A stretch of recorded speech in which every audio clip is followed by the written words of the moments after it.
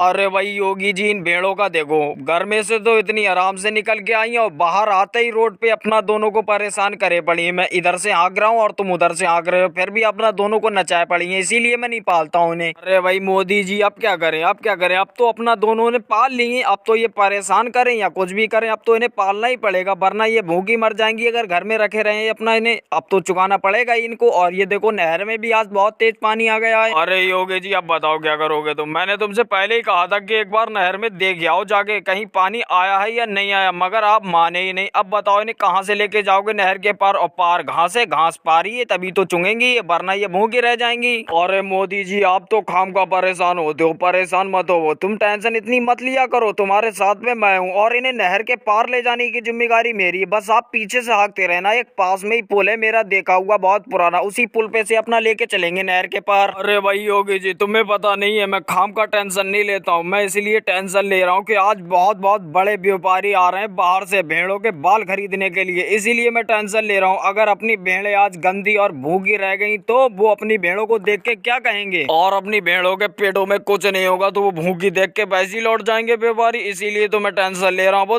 देखो राहुल जी आ रहे हैं, वो देखो। अरे भाई मोदी जी और योगी जी, ये भेड़े किसकी भेड़े हैं, ये जा रही है जो चुगने के लिए। अरे भाई राहुल जी, ये भेड़े तो हम दोनों की है, हम दोनों इन भेड़ों को पालते हैं साझे में।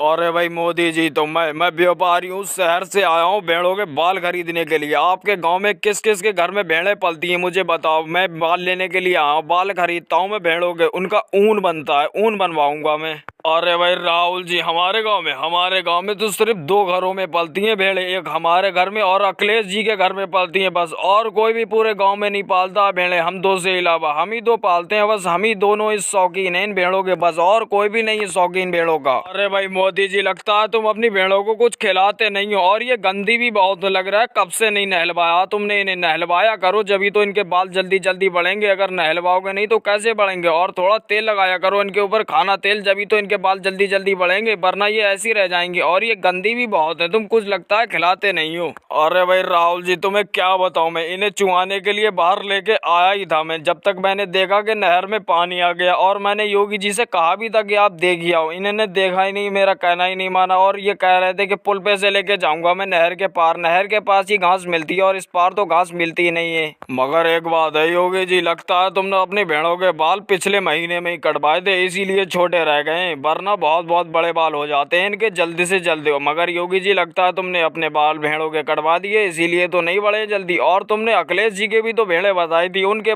बाल कितने बड़े हैं मुझे बता। अरे भाई राहुल जी, मैं तुम्हें क्या बताऊं, वो देखो तुम्हारे पीछे से निकल के जा रहे हैं राहुल जी, तुम अपने आप उनसे पूछ लो। वो देखो उनके हाथ में पत्तों की टहनी अपनी भेड़ों के लिए लगता है वो लेके जा रहे हैं। वो देखो नहर में पानी आ गया, इसलिए वो भी चुहाने के लिए लेके नहीं आए आज, इसीलिए उनके घरे बंद हुए होंगे, तुम खुद पूछ लेना उनसे, उन्होंने तो 3 साल हो गए जब से बाल नहीं कटवा भेड़ों के। भाई अखिलेश जी, क्या तुम भेड़े पालते हो, अपनी भेड़ों के बाल बेचोगे। मैं शहर से आया हूँ, व्यापारी हूँ मैं, व्यापारी शहर से आया हूँ बाल खरीदने के लिए भेड़ों के, अगर आप भेड़ों के बाल बेचो तो मुझे बताओ। और मैंने सुना कि 3 साल से आपने भेड़ों के बाल भी नहीं कटवाए हैं। अरे भाई राहुल जी, ये बात तो तुमने ठीक सुनी कि मैं भेड़े पालता हूँ, और ये भी बात तुमने ठीक सुनी कि मैं 3 साल से उनके बाल नहीं कटवा रहा हूँ, मगर अभी मैं 2 महीने बाल और नहीं कटवाऊंगा उनके, जब लोग थोड़े और बड़े नहीं हो जाएंगे।